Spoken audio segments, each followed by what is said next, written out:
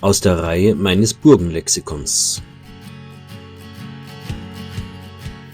Burgenlexikon. Von A bis Z, was Sie schon immer über Burgen wissen wollten oder auch nicht. Von und mit Matthias Helzel alias der Burgenmeister. Z wie Zwinger. Die tödliche Falle zwischen zwei Mauern. Z wie Zwinger. Der mittelalterliche Verteidigungsbereich zwischen zwei Mauern.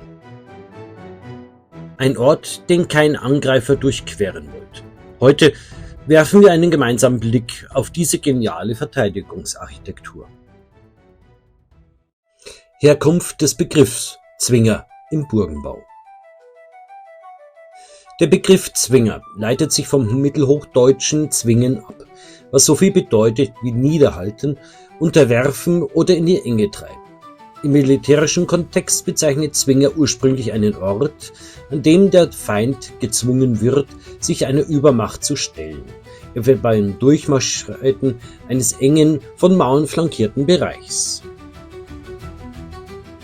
Im Burgenbau wurde der Begriff spätestens ab dem 13. Jahrhundert für den Verteidigungsraum zwischen zwei Mauerringen verwendet, in dem der Angreifer von oben bekämpft, kontrolliert werden konnte. Quellenzitat Grimm, Jakob Wilhelm, Deutsches Wörterbuch.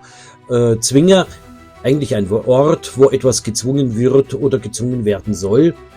Otto Pieper, Burgenkunde. Der Zwinger diente dazu, den Angreifern auf engem Raum festzuhalten und gleich von den Mauern aus zu bekämpfen. Der Zwinger ist also kein Tierkäfig, sondern ein clever konstruierter Verteidigungsraum, in der Regel zwischen der äußeren und inneren Burgmauer. Sozusagen ein Todesstreifen des Mittelalters. Weil als Angreifer die äußere Mauer überwunden hatte, stand plötzlich in diesem offenen Korridor. Ohne Deckung, ohne Schutz und unter Dauerbeschuss von oben aus Schießscharten und Wehrerkern. Das Ziel war klar: verlangsamen, zermürben, aufreiben.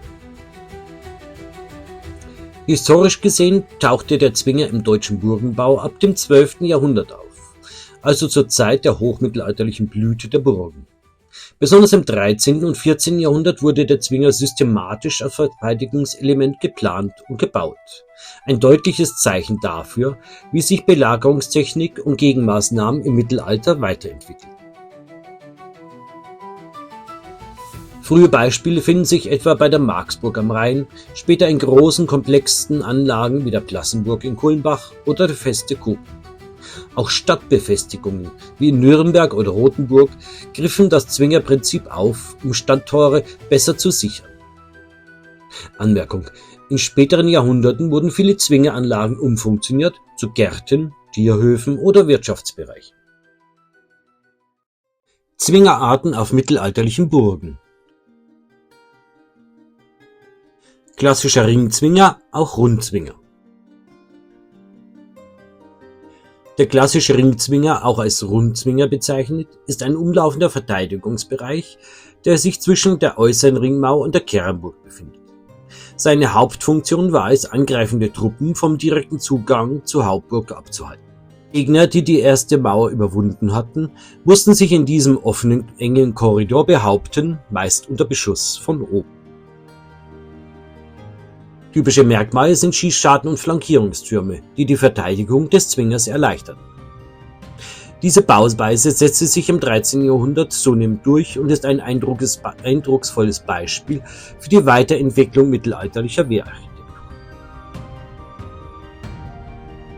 Hier sehen wir den Grundriss der Burg Steinsberg in Baden-Württemberg. Markiert sind die verschiedenen Zwingeranlagen.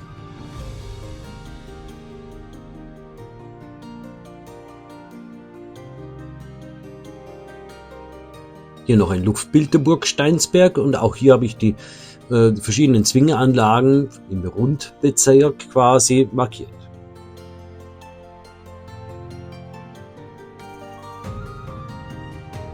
Torzwinger oder Torzwingerhof. Der Torzwinger, auch Torzwingerhof genannt, befindet sich direkt vor dem Haupttor einer Burg, der strategisch empfindlichsten Stelle jeder Wehranlage. Er diente als zusätzlicher Schutzraum, um Angreifer nach dem Durchbruch der äußeren Verteidigung zu verlangsamen und gezielt unter Beschuss zu nehmen. Typisch ist ein enger, mauerumschlossener Hof, flankiert von Schießschartentürmen und oft auch ein Fallgitter gesichert.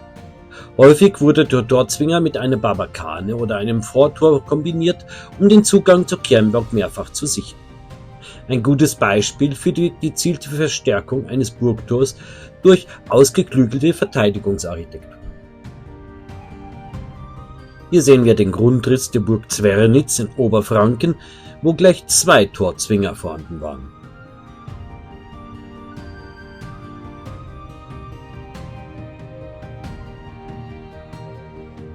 Hier noch einmal das Luftbild der Burg Zwernitz in Oberfranken mit den markierten ehemaligen Torzwingern.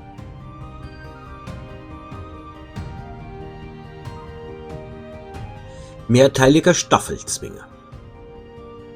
Der mehrteilige Staffelzwinger ist ein Verteidigungssystem, bei dem der Zugang zur Burg über mehrere nacheinander geschaltete, gesicherte Zonen erfolgt. Diese Art der Staffelung diente dazu, Angreifern Schritt für Schritt zu verlangsamen, zu kontrollieren und gezielt zu bekämpfen. Typisch ist eine terrassierte Bauweise, wie man sie vor allem bei Hang- oder Höhenburgen findet. Jeder Abschnitt kann eigenständig verteidigt werden, ein Prinzip, das besonders bei größeren Burganlagen mit ausreichend Platz zur Anwendung kam. Hier sehen wir den Grundriss der Burgruine Leuchtenberg in der Oberpfalz, eine große Burg, eine Landgrafenburg, wie sich nach und nach diese gestaffelten Zwingeranlagen aufteilen bzw. um die Burg herum konstruiert haben.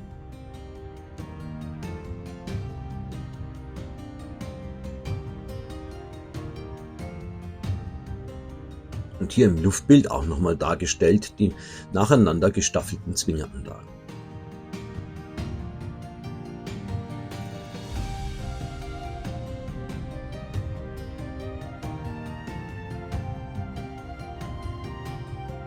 Stadtmauerzwinger. Auch mittelalterliche Städte nutzten das Prinzip des Zwingers, um ihre Mauern zusätzlich zu sichern. Der sogenannte Stadtmauerzwinger war ein schmaler, umlaufender Verteidigungskorridor, der sich zwischen der inneren Stadtmauer und einer vorgelagerten Mauer erstreckte. Seine Funktion war die gleiche wie bei Burgen. Angreifer sollten im Zwingerraum aufgehalten und aus höherer Position unter Beschuss genommen werden, mit Pfeilen oder Steinen. Diese doppelte Mauerführung erschwerte einen direkten Sturm auf die Stadt erheblich. Auch Städte wie Nürnberg und Rothenburg ob der Tauber nutzten dieses Verteidigungssystem geschickt. Besonders in Rothenburg sind noch heute Teile der Zwingeranlagen begehbar. Ein eindrucksvolles Zeugnis städtischer Wehrarchitektur, die das mittelalterliche Stadtbild bis heute prägen. Fazit: Vom Bollwerk zum Lustgarten. Und so endet die Geschichte der Zwingeranlagen, einst erbaut als hochwirksames Verteidigungssystem, um Angreifer gezielt zu lenken, zu verlangsamen und abzuwehren. Mit dem Aufkommen der Renaissance, dem Wandel der Kriegsführung und der zunehmenden Bedeutung von Repräsentation statt Wehrhaftigkeit verloren viele dieser Mauergürtel ihre militärische Funktion. Was früher ein Ort der Bedrohung war, wurde nun Raum für Ästhetik und Muße. Zwingerhöfe verwandelten sich in barocke Gärten, Zierhöfe oder Wirtschaftsanlagen und aus engen Wehrgängen wurden Spazierwege mit Aussicht. Der Zwinger steht damit symbolisch für den Wandel vieler Burgen. Vom Ort der Macht und des Schutzes hin zu Kulturträgern und Zeitzeugen einer längst vergangenen Epoche.